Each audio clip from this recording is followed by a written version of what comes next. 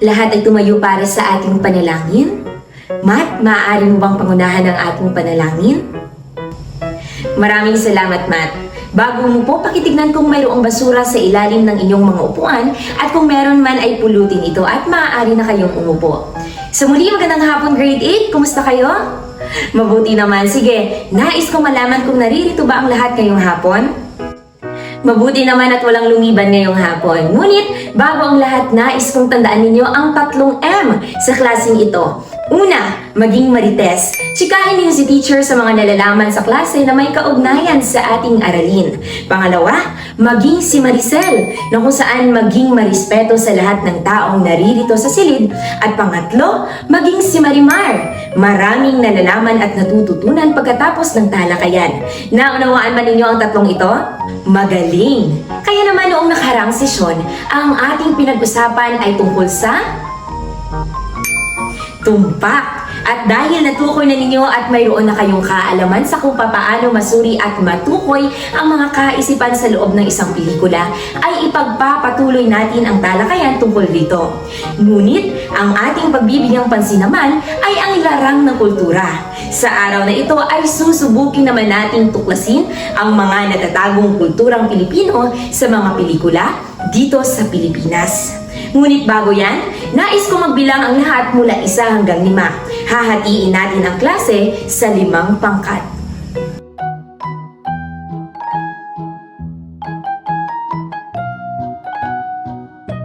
Naunawaan ba ninyo ang ating panuto? Magaling! Para sa inyong unang larawan. Mayroon kayong 10 segundo upang ipakita kung ano ang nasa larawan.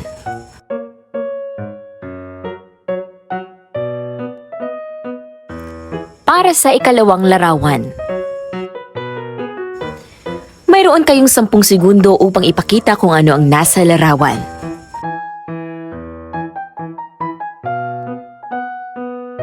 Tignan ng maigi ang pangatlong larawan.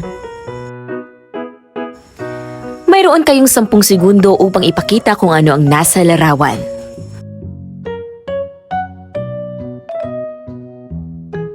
Narito naman ang pang-4 na litrato. Pakitignan ng mabuti.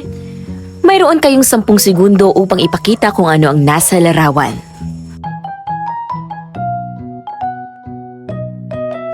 At para sa ating panghuling litrato, tignan ninyo ito ng mabuti. 10 segundo upang gayahin ang mga nangyayari sa larawan.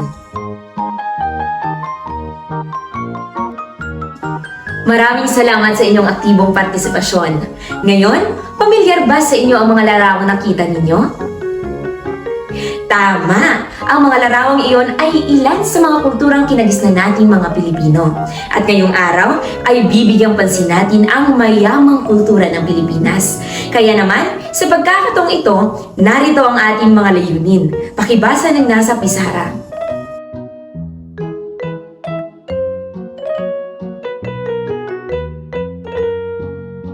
Sa pagkakataong ito, nais kong hatiin ang klase sa 5 grupo.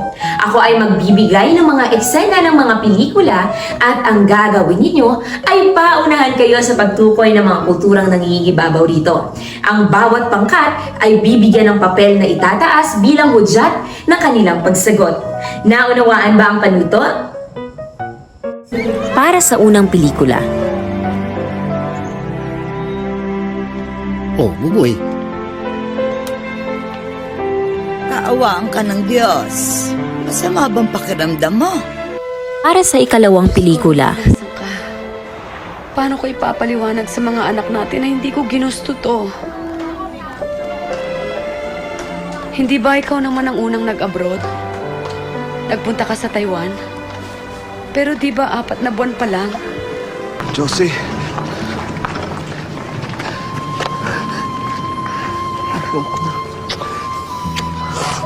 Ayoko na. Hindi ko na kaya. Hindi ko kayang wala kayo. Masama bang mag-ambisyon ako para sa pamilya natin? Hindi ba maliit lang naman yung hinihingi ko?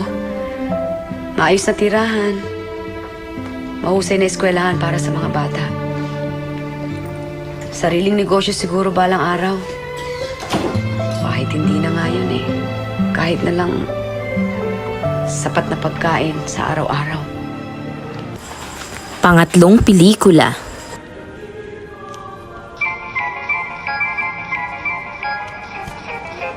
Ano ba yan? Silent mo. Sir, peace be with you. Peace be with you. Kanina pa yung... Kanina. Sorry. Hala! Maraming salamat sa inyong partisipasyon. Maaari na kayong bumalik sa inyong mga upuan. Ngayon, dahil nagkaroon na kayo ng ideya sa mga kulturang Maka-Pilipino, sino ang makapagbabahagi ng mahalagang papel ng pagtanaw ng Maka-Pilipinong kultura sa mga pelikulang Pilipino? Tama! Kahit nasabihin natin maraming pelikulang banyaga ang pinapalabas sa mga sinihan at TV dito sa atin sa Pilipinas, ngunit hindi nito mapapantayan ang anumang pakiramdam na nakuha nating mga Pilipino sa mga pelikulang nagsasalamin sa ating mga gawi, karanasan bilang mga Pilipino. Kung kaya't sinasabing ang kultura ng isang bansa ay binubuo ng kanyang mga katutubo at katangi-tanging kaugalian, paniniwala at mga batas. Ang kultura ay malalim at malawak na konsepto at maaaring magkakaiba depende sa pangkat ng mga tao o sa kasaysayan ng isang lugar. Ito ay nagpapakita ng pagkakaiba ng mga tao at nagbibigay kahulugan sa kanilang mga karanasan, pamumuhay at pagkakakilanlan. Ang kultura ay tumutukoy sa mga tradisyon, kaugalian, paniniwala at sining at ang mga pamamaraan ng pamumuhay ng isang partikular na pangkat ng mga tao. Ito ay naglalaman ng halaga, ng norms, ng wika, relihiyon, kasaysayan at iba pang aspekto na nagpapakilanlan sa isang lipunan o bansa. Dito sa atin sa Pilipinas, napakarami ng ating mga pelikulang Pilipino na hindi tinatangkilik kahit na punong-puno ito ng aral at maging pagkakakilanlan nating mga Pilipino. Sige, bakit sa tingin nyo hindi ito tinatangkilik ng masa? Tama! Iyan ang ilan sa mga dahilan kung bakit maraming pelikulang Pilipino ang hindi nabibigyan ng pagkakataon na sumikat at mapanood ng ibang tao. Minsan, dahil din sa kagustuhan ng taong malibang at tumawa lang, nagiging isang dahilan rin ito kung bakit maraming pelikulang Pilipino ang nasasabihan ng pangit, boring at walang kabuluhan dahil hindi nagiging mapanuri ang manonood sa kanyang pinapanood. Kung kaya, marapat na malaman ng bawat isa na ang pagiging kritikal ng isang manonood sa kanyang pinapanood ay isang napakahalagang bagay sa isang makabuluhang pagkatuto. Kung kaya, mahalagang malaman at mabuksan ang isip ng bawat manonood na ang bawat pelikulang Pilipino ay hindi lamang hanggang sa pagpapatawa at pagpapaiyak, kundi ito ay isang buhay na palatandaan na buhay ang napakaraming kultura ng mga Pilipino rito. Ang mga pelikulang ito ay nagsasalamin ng ugali at kulturang Maka-Pilipino. Naunawaan ba? Ngunit, ang mga kulturang ito ay hindi lamang nakikita sa mga eksena at sa paggalaw ng mga aktor sa loob ng pelikula. Mababanaag rin ang paglitaw ng kultura sa mga linyang isinasambit ng mga umaarte. Ngayon, may ipapakita akong mga linya. At lahat ng lalaki ay babasahin ang linya ng lolo at mga babae naman ang magbabasa sa bahagi ng lola.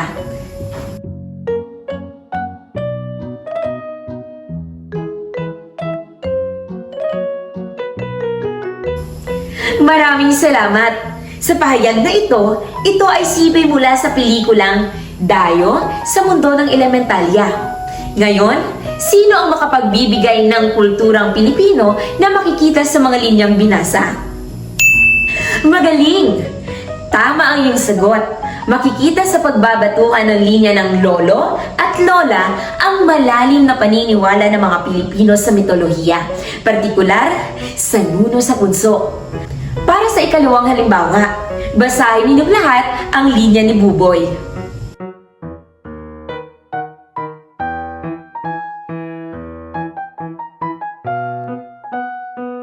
Ngayon, anong kultura nating mga Pilipino ang mapapansin sa linyang sinabi ni Buboy? Sige, Levi, ano ang iyong napansin? Magaling! Tama ang iyong sagot, Levi. Isa sa pinakapundasyon ng ating pagka-Pilipino ay ang ating pagiging madasalin. Malalim ang ating pananampalataya sa Diyos. Ngayon, batid kong naunawaan na ninyo kung papaano suriin at tukuyin ang mga kultura sa mga linyang ito mula sa pelikula. Kung kaya, sa pagkakataong ito ay nais ko kayong hatiin sa 6 na grupo. Magbilang ng 1 hanggang sa 6. Hahatiin ko ang klase sa 6 na pangkat at ang bawat grupo ay bibigyan ko ng mga sipi ng mga eksena ng pelikula na i-access ninyo sa ating group chat. Panonoorin ng bawat grupo ang mga pelikulang ibinigay sa kanila. Lahat kayo ay kailangang magsulat sa papel at ilista ang mga linya sa pelikula na nagsasalamin sa mga kultura ng mga Pilipino at tutukuyin kung anong kultura ito. Sa pagtatapos ng gawain, ang bawat grupo ay maglalahad ng kanilang sagot sa klase. Naunawaan ba ninyo? Ako si Madulgon. She's right. Ako si Madulgon. Bawal segundo. Ako si Madulgon. Bawal segundo. Ako si Madulgon. Dito sa Ako si Madulgon. Ako si Madulgon. Ako si Madulgon. Ako si Madulgon. tayo mas mainit. Ako si Madulgon. Bawal segundo. Ako si Madulgon. Bawal segundo. Wow! Anong weather ngayon? Winter na ba? Ang ginawa, ang lakas mo eh, ha? Kunyari ka pa, mas mayabang ka pa sa akin. Elsa! Siya nga pala. Mahilig ka ba sa bulaklak? Ligawan mo ako, no? Oy. Sabi ko pa nga ba yan nasa isip mo eh. Huwag kang assuming na natanong ko lang. Ha? Elsa! Defensive ka, nagtatanungan din ako. O bakit? Kapag ba ninigawan kita, sasagutin mo ako. Bakit mo naman ako liligawan? Bulag ka ba? Elsa! Elsa! Pero yung feelings ko, hindi bulag. Actually, sensitive ako sa lahat ng mga may gusto sa akin. Yabang mo? Oops, hindi ako mayabang. Elsa!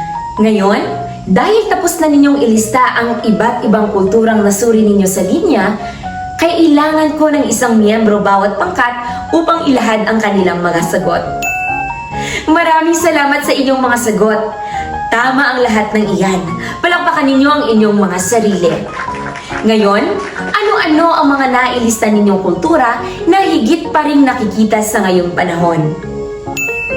Tama! Kahit sa modernong panahon ngayon, laganap at kitang-kita pa rin ang mga kulturang inyong ibinahagi.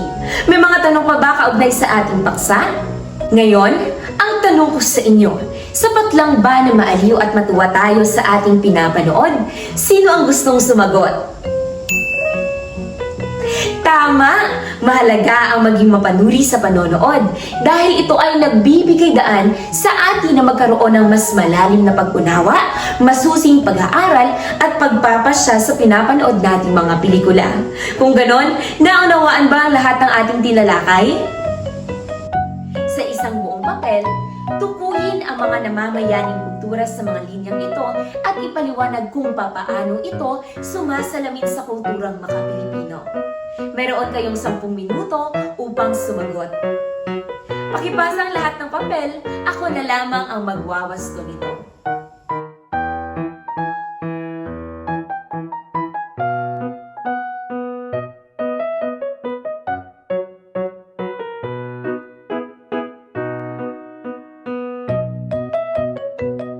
Para sa inyong takdang aralin, sa isang short bond paper, maghanap ng isang pelikulang Pilipino na sa tingin mo ay sumasalamin sa kulturang maka-Pilipino.